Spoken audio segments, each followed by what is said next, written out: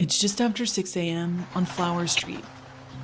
Amid the morning calm, a security camera captures a SWAT team moving in formation. Operators in tactical gear carry ladders into the backyard.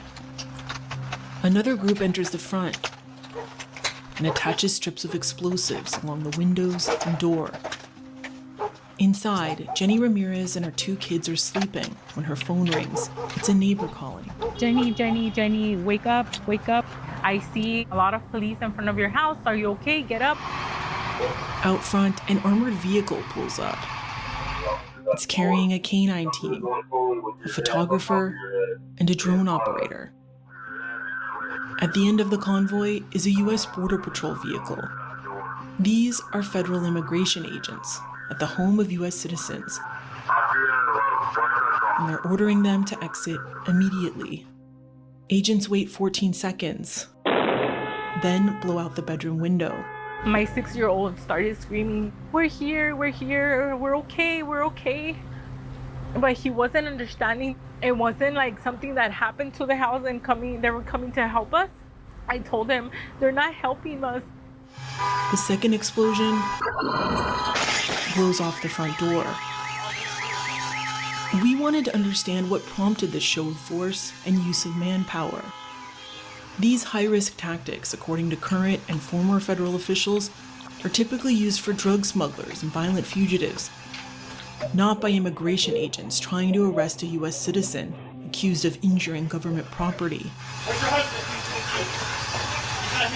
who it turns out isn't even home. Keep going out. But a closer look at the footage shows the man behind this raid is on scene watching. This is Greg Bovino. He's the Border Patrol chief who's become a key figure and social media fixture in the Trump administration's immigration crackdown and slick video campaign. Bovino's rolled out cavalry in Los Angeles, boat patrols in Chicago, strip mall sweeps in Charlotte, injecting Border Patrol tactics into areas nowhere near the border, and sending agents trained to patrol vast deserts for border crossers into busy urban communities to round up unprecedented numbers of potential deportees. This is how and why we secure the homeland. For Ma and Pa Bovino's playbook is a stark departure from ICE, a separate arm of Homeland Security that's historically conducted more methodical, time-consuming investigations of individual targets. On behalf of the men and women of the United States Border Patrol, it's time to turn and burn. We're turning and burning onto that next target. Turn and burn isn't showboating, Bovino says. It's using fast-moving shows of force to deter criminals and keep agents from getting bogged down by agitators so they can enforce laws that he says have been neglected for decades. We're here and we're not going anywhere. The messaging from the administration has been clear. Bovino and his aggressive approach are delivering the deportations President Trump promised and keeping Americans safe. But we took a deeper look at one of the operations featured on Bovino's timeline. This raid on Flower Street and the events that led up to it, syncing hours of video and audio from CCTV, social media, and a trove of never-before-seen police body cameras. We found behind Bovino's social media hype about law and order lies an entirely different story about his turn and burn playbook, and a spiral of consequences that it unleashes. The backstory of the raid at Jenny Ramirez's house began a week earlier. An immigration operation at 2 nearby car washes that seized a handful of potential deportees, but it also led to 4 vehicle crashes, hours of protests and violent clashes with federal agents, and emergency responses by 6 local police forces. Get us additional units from East LA, please. We gotta get this crowd out of here. By day's end, 4 U.S. citizens with no prior records of violence were facing allegations of federal felonies. I just felt like they're trying to frame me as a criminal. You jumped in front of the vehicle and I was never charged. I was never read my rights. We're U.S. citizens. I felt like we were in the wrong place at the wrong time. On June 20th, across the heavily Latino suburbs southeast of Los Angeles, reports of immigration agents and angry backlash were becoming a routine part of daily life. These fucking guys for one man. So crazy. Be a fucking shame to yourselves. Es la migra. La migraña. What's your badge number, actually? Yeah. Leave them alone, motherfucker. Leave them alone. Among the locations targeted was in the city of Bell, a local business here along the main drag, Jack's Car Wash. It was like any other busy Friday afternoon until around 2:40 p.m. when footage shows 7 seemingly ordinary vehicles begin to stream in. At least 16 people would emerge.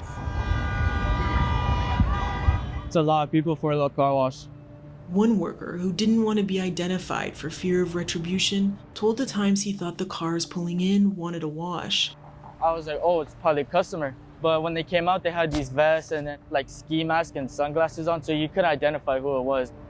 Most are Border Patrol agents, and according to a memo obtained by the Times, they've come prepared for elevated security risks. Workers said agents seem to approach everyone as a suspect, but ask just 2 questions. He asked, are you a U.S. citizen? Are you from here? I said, yes. And then he said, oh, where were you born at? I said, Bellflower, California. He left right away. The agents clearly spark fear for one customer who runs into the drive-thru. Then a worker dashes off in the opposite direction. Agents sprint after the runners Ran through the tunnel. as new ones arrive to assist and search for more suspects. Meanwhile, in the restaurant parking lot next to Jack's are Jenny Ramirez and her partner George, who had just delivered an order for Uber Eats. They're in their Jeep eating a quick lunch while the baby naps, she says, when they notice a man sitting in a parked SUV. And I'm like, maybe they're just waiting like us for orders. And then when I just like saw what looked like a rifle, I told him, let's go, let's go, let's go. When George goes, he turns right, away from the car wash. Córrele, primo! Córrele, córrele, primo! But now his black Jeep is driving into a high-speed pursuit. This blue pickup is an unmarked Border Patrol vehicle, chasing the fleeing car wash worker, who, according to this driver's video synchronized with CCTV footage, runs right in front of George's Jeep. We were like so close to like running him over, and then we'd see this blue truck trying to ram us on my side. I just thought it was road rage at that point because the vehicles are not marked or anything. But then the pickup suddenly stops to let an agent jump out. Oh, they just crashed right now. Oh my God. It gets rear-ended by George's Jeep. Immediately, masked agents emerge with weapons drawn. They jump out and they were going towards us, and we didn't even have anything to do with it. We were just trying to get away from that place. George tries to back away, but his bumper is hooked onto the pickup, and both vehicles surge backward, right into a gray vehicle behind them. Este güey está loco. No mames. Meanwhile, about 5 minutes away in the neighboring town of Maywood at Express Fleet Wash, another turn and burn operation is about to unfold. Driving nearby on his way to work is Edgardo Urias, a 19-year-old college student. His dash camera shows a blue SUV on his left, veering into his lane and cutting him off. There's no signal, no anything. And I just thought like regular LA drivers. But then the SUV suddenly stops in a busy lane of traffic, and the back door flies open. The impact sends Edgardo's side mirror flying through his window. Yeah, bro! What the fuck? No one in the SUV appears to acknowledge the collision. 2 men in ballistic vests scramble out to the drying area. United States Border Patrol. Huh? United States Border Patrol. Yes. Are you a United States citizen? I'm a United States citizen. Other agents who hang back to dislodge their car door ignore Edgardo. I see that this is like a suspected ICE raid. Like I'm still not gonna leave without insurance because that could be like still a hit and run on me. And then I also have my car messed up. For nearly 2 minutes, Edgardo, who seems free to leave, snaps photos and pleads for insurance. But then, after taking down a passerby who flees into traffic, agents abruptly turn their sights on Edgardo. I'm just confused. what's going on. You're impeding federal agents. You're impeding federal agents. So you're gonna be arrested. Yeah. Why are they arresting me after they caused an accident? Back at Jack's car wash, a worker in green named Manuel is getting questioned and detained. Leave them alone. They're just working. They're just working, bro. Across the lot, a worker in white is looking on. Jose Cervantes Licia is a longtime employee of Jack's who appears increasingly agitated watching the raid unfold. Suddenly, he charges toward the agent, leading Manuel away. What? I didn't do nothing. Oh, shit. A scuffle breaks out. Oh, shit. Hey. Then, a silver pickup flies across oncoming traffic and rams into an unmarked federal vehicle. I was on that floor. Just fucking hit the ice truck. Hell yeah. Fuck ice, perro. Manuel gets loose. Jose gets chased. Both get caught and cuffed. American citizen. Where's my wallet? Where's my wallet? At the same time, up the street from Jack's, Hey, put the guns away! Jenny and George's Jeep is still hooked to the pickup, and they're sitting inside, terrified the masked agents are trying to take George into custody. Get out of the car, get out of the car. Trying to get George out, but they didn't say who they were. They didn't say why. We didn't open the doors because we were scared. Fucking dogs, man, what the fuck? One agent pulls out a baton. Another fires a pepper ball launcher. Hey, they got a family, put the guns away! Agents say they're trying to stop George from fleeing, according to court documents, after what they allege was a deliberate collision to block their pursuit. Former agents told the Times a pursuit on busy city streets for a subject who posed no known threat wasn't part of Border Patrol training during the previous administration. Most, however, broadly defended this shift to more aggressive enforcement policies, saying it was necessary after decades of lax border enforcement. And George's driving, according to some of the agents, posed a serious threat given the hostile operating environment. Hey, we're here to de-escalate this situation. This isn't the type of policing, or setting, they said, that Border Patrol agents typically handle. There's a fucking baby in the car, bro. Put the fucking guns away, dude. It's not for them, it's for the crowd. It's for There's never been any... At the other car wash in Maywood, no express workers or customers are detained. Bovino's turn and burn playbook appears to be backfiring. Guys, don't got nothing else to do, huh? Once agents move Edgardo into their vehicle, it appears they're planning to leave. But apparently, there's uncertainty about what to do with him, according to audio from his dash camera. I don't know. We'll get on the rally. Instead of getting on the road, agents sit in this Tahoe with Edgardo in front of the car wash for nearly an hour. Show your face. I got family. We got family too. We're out here. It's not clear what they're waiting for, but Edgardo says agents are making calls requesting help from local law enforcement. As the crowd grows and tensions rise. They're saying that this would have never happened if I would have just been on my way, but I was being on my way. I was just trying to go to work. Yo, what's your name? Brother, what's your name? What's your name? Back to the truck. Over in Bell, federal backup is flooding in, but none of the heavily armed masked agents can defuse the situation or detach the pickup from George and Jenny's Jeep. Within minutes, Bell police arrive, wearing body cameras that give a rare behind-the-scenes look at how turn and burn tactics escalate a minor accident. You got a tow strap? How here for that rear end is? And unleash mayhem for local officers who are barred from assisting federal immigration operations, but sworn to uphold public safety. Sir, do you guys need paramedics? Initially, officers try to handle the collision like any other. Can you tell me what happened? They cut me off today. I can't break no more. The Border Patrol agent says the opposite. The GP says cut him off. I tried to go around him, chasing this guy. I was going to go off the curb, but I couldn't, so I slammed on my brakes and he was right on me. The agent also alleges to police that George might be a repeat offender. I'm pretty sure I had something similar with him the other day, but I'm not 100% sure. Okay. Federal agents tread lightly, but their requests of local police quickly mount. We're not going to do anything to the driver, but do you have his info? Thank you. It's going to take several years for you to regain our trust. And once officers get Jenny and George to exit the Jeep, Nobody's going to take this, right? These are going to be good. We're U.S. citizens. and a tow truck positioned to unhook the vehicles, Okay, you guys are good? Jenny says they're told they can go home. I asked the Border Patrol too, are we free to go? He said, you guys are fine. Go. But no one's going anywhere at this point, because the show of force has not deterred, but attracted hundreds of onlookers and protesters.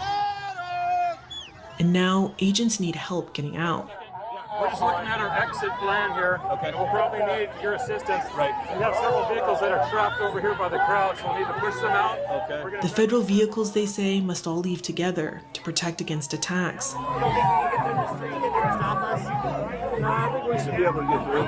We have CS gas, worst case scenario. That worst-case scenario, it turns out, will unfold minutes later, after many failed attempts to move the crowd. Move out of the street so they can leave. Hey, can you guys clear the driveway so we can get them out of here? You just go to the side, please. The moment that shifts the protests into violence comes when two new federal vehicles arrive and accelerate toward the crowd. They absolutely just tried to run some folks over. Bystanders erupt at federal agents. What are you doing? You're fucking dumb! And at local police. We're supposed to be with us, not against us, bro! Let's get these vehicles out of here.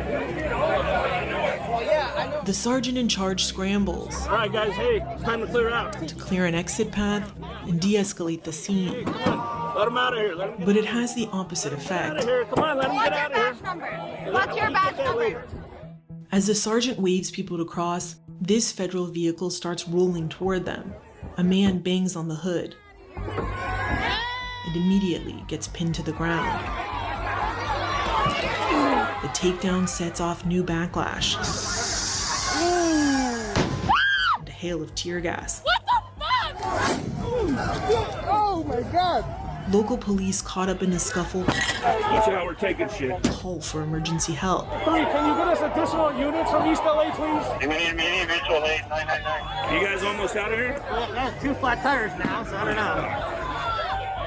It was during these minutes of mayhem that federal agents made the one request that police officers denied. Would you guys be able to take this guy? I can't. Bro, they pushed me with the car, dude. You jumped in front of the vehicle and you are hitting the vehicle.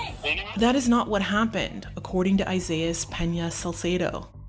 This is where I was listening to the officer telling us to cross, and that's when. Isaias, a 25-year-old construction worker, said he hadn't come to protest. He'd been headed to a nearby grocery store with his friend's family and reluctantly agreed to see what was causing the commotion. When violence erupted, he says he was following orders to leave. I was told by the officer to clear the path, and that's when the car started rolling into me, and I was like, dude, what the heck? Not hard enough to put a dent or anything, but just, what are you doing, man? Like, I'm getting told to cross, like, can't you see? Being a citizen, he said, didn't matter. I always carry my passport on me with everything going on. He took my passport, put it right back in my pocket, tossed me into the truck. He's not allowed, he's a kid! Get back over on the other side. It's getting dangerous out here now. Before the federal convoys finally leave the scenes in Bell and in Maywood, federal agents deploy more tear gas into a nearby park Right! Oh, fuck my eyes! Oh, fuck my eyes! and into streets filled with local police officers. I had one explode in my face.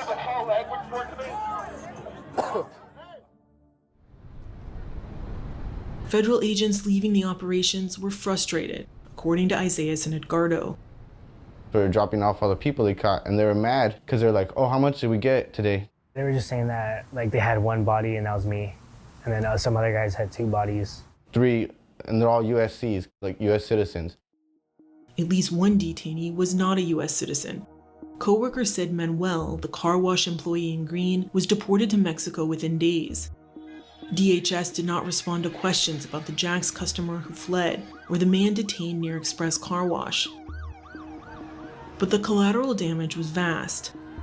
You had the traffic collision, you had the deployment of gas by the federal agents, vandalism against both the federal vehicles and against our vehicle. Bell police faced days of protest and spent months investigating each act of vandalism. but the chief said his officers were caught off guard, not only by the federal operation, but also by their tactics. Anytime you move crowds, whether you use less lethal weapons or gas, it has an effect in the surrounding area. It has an effect on the cops. It has an effect on the community. The federal government may have a certain way of handling crowd management, but we as an agency will not drive into crowds. For each of the 4 U.S. citizens caught in the dragnet of the day, the fallout was different. For Jose Cervantes Lucia, who declined interview requests, it led to home detention and felony charges of assault on a federal officer. The charges were later reduced to a misdemeanor, and Jose accepted a plea deal. Isaiah says he spent almost 3 days locked up, not allowed to call a lawyer or even his family. I was never charged, I was never read my rights, I wasn't even allowed to see the judge. Yeah, okay, if I did this, take me. Don't just grab me. That's third world country stuff. He said he had no idea if or when he'd get out. You're just in there looking at the ceiling at the white paint.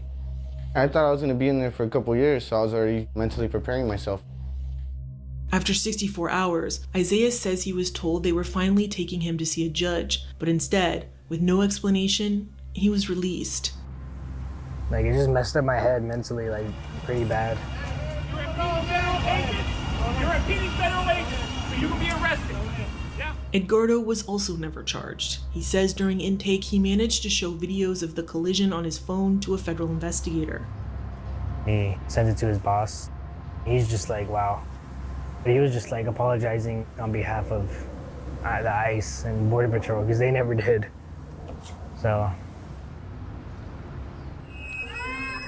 Greg Bovino, the Border Patrol chief, did not respond to our interview request or to specific questions about the tactics used in these operations.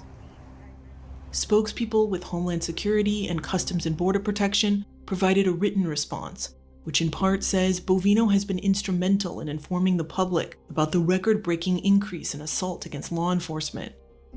Agents, it says, use the minimum amount of force necessary in dangerous situations and are highly trained in de-escalation tactics. The response also says on June 20th, Border Patrol vehicles were violently targeted during lawful operations. In Bell, one vehicle was rammed and had its tires slashed, it says. And regarding Edgardo's collision in Maywood, a civilian struck a federal vehicle, totaling it. As for George, he declined our interview requests, but Jenny said he was at work delivering coffee supplies the morning immigration agents exploded their way into their home. They called after and they told him, "Did you find out what happened in your house?" That for me, that was just not right. We did not get a response to questions about why federal agents let George go, then a week later used such high-risk tactics to arrest him. He immediately turned himself in. Prosecutors didn't request detention, and a judge sent him home the same day. The Times found no past record of violent offenses. In the federal complaint against George, the prosecutor mentions a previous incident when he allegedly heckled Border Patrol agents. But he's officially charged with injuring government property. And the crux of the case is the accusation that George deliberately collided with the Border Patrol pickup, which had stopped in a manner that should have allowed any car traveling behind him to stop safely. But this claim is directly contradicted by the agent himself. I was going to go off the curb, but I couldn't, so I slammed on my brakes and he was right on me. And the allegation of a deliberate collision is not evident in the footage. In fact, brake lights indicate George is braking as soon as the pickup begins to stop. In mid-July, Bovino posted this ominous video of the raid at George's house, with text warning people will face justice regardless of their immigration status. The next day, George finds out the federal government has dropped the charges. His case is dismissed.